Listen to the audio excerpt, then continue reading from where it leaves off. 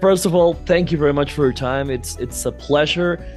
I feel honored to be able to talk to you. And first off, I want to thank you for your work because tales of becoming of unity and overcoming obstacles are sorely needed right now. So thank you very much. My pleasure. Do you remember the very first thoughts that evolved into the stories, like the eureka moment, so to speak? I think, well, I just had a baby when I wrote the first, when I drew the first picture of Hiccup and his father. And there's a moment when you've just had a baby, when you look at in the back of the car and you think, they're going to let me out of hospital with a baby, but I know nothing about babies. And so you start finding out about babies and start looking back to your own childhood and how you were brought up and thinking about how you want to bring up your child. And so I think that was always in it. How to train your parent. How to train your parents. So the Hiccup books were always about being a parent, growing up, and they're, the stories are related. Hiccup as an older person looking back on his childhood, like I'm imagining a grown-up reading the books or enjoying the movies later on with their child.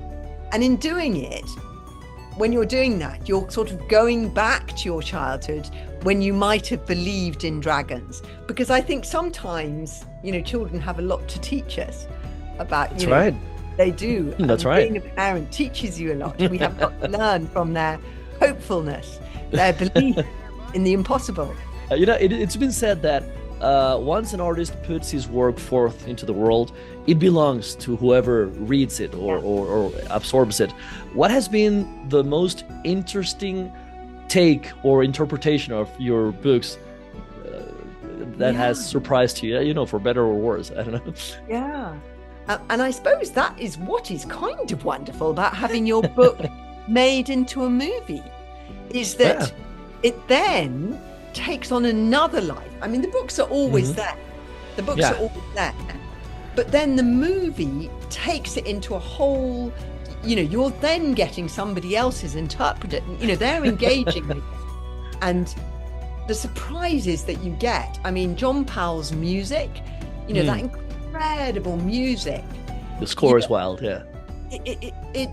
It's a sort of response. He's giving you back a present in a way, isn't he? Yeah, but is it hard? Because I know that you are very pleased with the result, but at the same time, I know that you gave the people involved some leeway, like for them to work things out by themselves.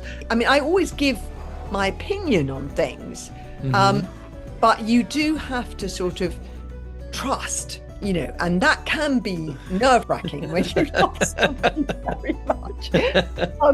But luckily, it's always turned out. I'm trying to think about. They did. When they were originally working things out, I suppose there was an original. They were working through ideas of Toothless, and so some were scarier. They were trying to get it right, but also very lovable. I had to have a lot of faith. Wow. Well, I understand I'm out of time, regretfully, because I will talk to you for hours. Oh, thank you. Thank you very much for your time, for your work. Oh, thank you very much indeed.